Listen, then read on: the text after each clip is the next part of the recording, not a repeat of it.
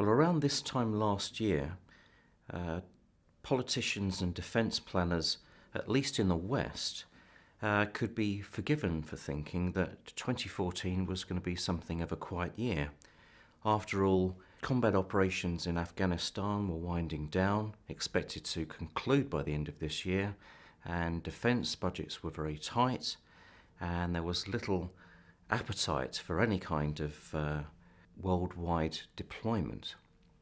Instead, we had the first ground war in Europe since the Balkan Wars of the 1990s, when Russia annexed Crimea and then moved to destabilize eastern Ukraine.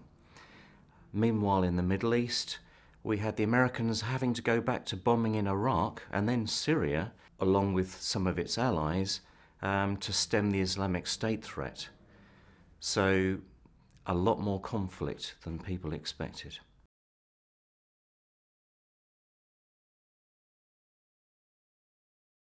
I can't see any swift resolution to either events in Ukraine or what's going on in Iraq and Syria with the Islamic State. With regard to Ukraine, Putin's whole goal about this was to create a buffer zone between Russia and the West, a buffer zone that he thought he'd lost when the Ukrainian government started leaning west.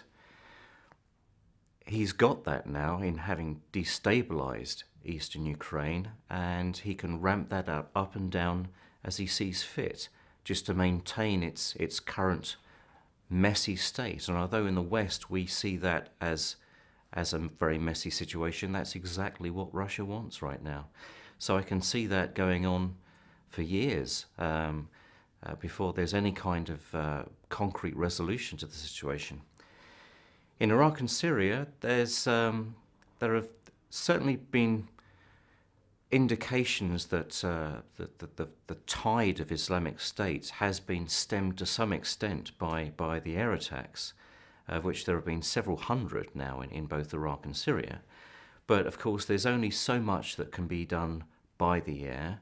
The Western forces, quite understandably, do not want boots on the ground. That would be something that after Iraq and Afghanistan would be politically untenable for the nations in NATO and Western Europe.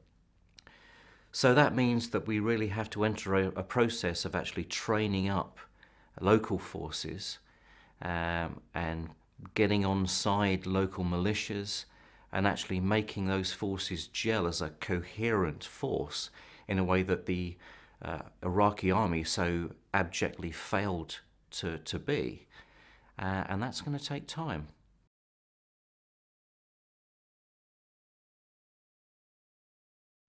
If we look further afield, it's probably in the Far East where the seeds are being sown of potential conflict, because we have the growing military might of China, which is causing a reaction among China's neighbours, and we also have competition for territory and resources in places like the South China Sea. Now, China's current strategy for pressing its claims in the South China Sea may not seem overtly belligerent. What in fact China's doing is it's using its white vessel forces, i.e. its fisheries protection forces, anything other than the People's Liberation Army Navy, to actually press its claims.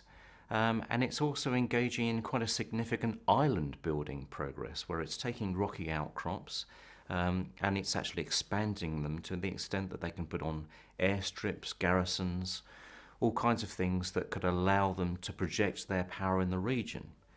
So there's no shooting going on, or very rarely, in the South China Sea. But in years to come, those seeds for conflict will have been sown. So in a couple of years' time, we might be seeing something happening in that region.